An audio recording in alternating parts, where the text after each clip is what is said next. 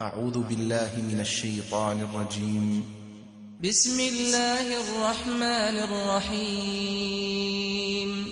يا أيها الذين آمنوا أوفوا بالعقود. أحلت لكم بهيمة الأنعام إلا ما يتلى عليكم غير محل الصيد وأنتم حرم، إن الله يحكم ما يريد. يا أيها الذين آمنوا لا تحلوا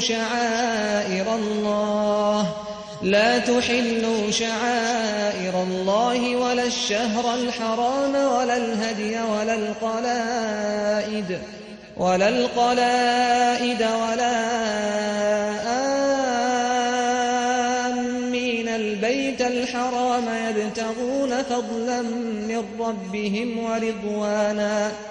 وإذا حللتم فاصطادوا ولا يجرمنكم شنآن قوم أن صدوكم عن المسجد الحرام أن تعتدوا. وتعاونوا على البر والتقوى ولا تعاونوا على الإثم والعدوان،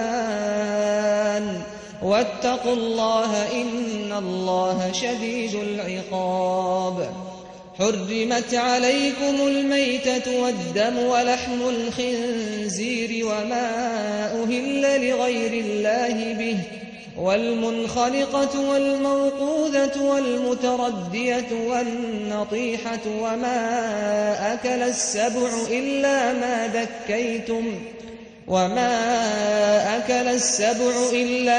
ذكيتم وما ذبح على النصب وأن تستقسموا بالأزلام، ذلكم فسق. اليوم يئس الذين كفروا من دينكم فلا تخشوهم واخشون. اليوم أكملت لكم دينكم وأتممت عليكم نعمتي ورضيت لكم الإسلام دينا. فمن اضطر في مخمصة غير متجانف لإثم فإن الله غفور رحيم. يسألونك ماذا أحل لهم؟ قل أحل لكم الطيبات وما علمتم من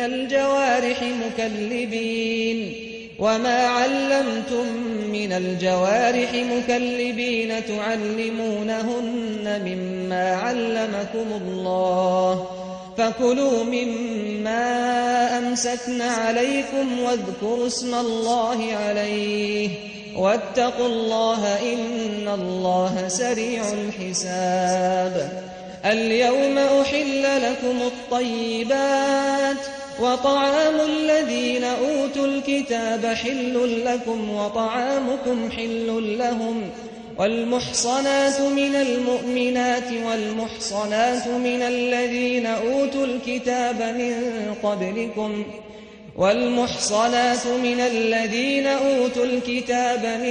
قبلكم إذا آتيتموهن أجورهن محصنين غير مسافحين ولا متخذي أخدان. ومن يكفر بالإيمان فقد حبط عمله وهو في الآخرة من الخاسرين. يا أيها الذين آمنوا إذا قمتم إلى الصلاة فاغسلوا وجوهكم وأيديكم إلى المرافق وامسحوا برؤوسكم وأرجلكم إلى الكعبين، وإن كنتم جنبا فاطهروا، وإن كنتم مرضى أو على سفر أو جاء أحد منكم من الغائط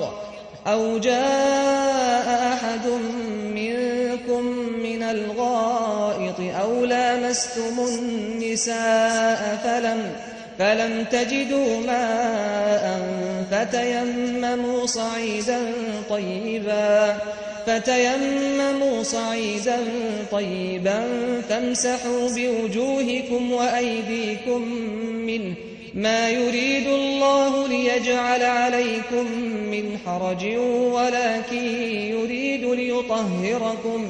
ولكن يريد ليطهركم وليتم نعمته عليكم لعلكم تشكرون واذكروا نعمة الله عليكم وميثاقه الذي واثقكم به إذ قلتم سمعنا وأطعنا واتقوا الله إن الله عليم بذات الصدور يا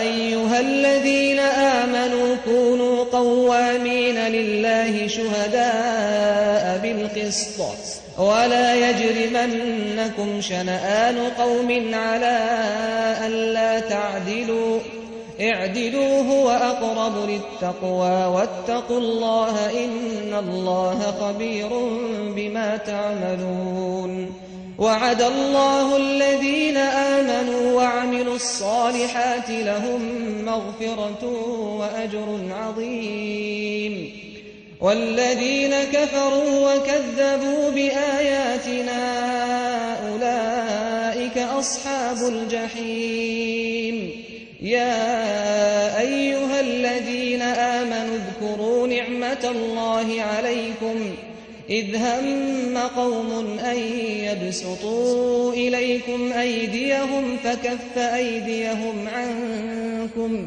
واتقوا الله وعلى الله فليتوكل المؤمنون ولقد أخذ الله ميثاق بني إسرائيل وبعثنا منهم 12 نقيبا وقال الله إني معكم لئن أقمتم الصلاة وآتيتم الزكاة وآمنتم برسلي وعزرتموهم وأقرضتم الله قرضا حسنا لأكفرن عنكم سيئاتكم ولأدخلنكم جنات تجري من تحتها الأنهار فمن كفر بعد ذلك منكم فقد ضل سواء السبيل فبما نقضهم ميثاقهم لعناهم وجعلنا قلوبهم قاسية يحرفون الكلم عن مواضعه ونسوا حظا مما ذكروا به ولا تزال تطلع على خائنة منهم إلا قليلا منهم فاعف عنهم واصفح إن الله يحب المحسنين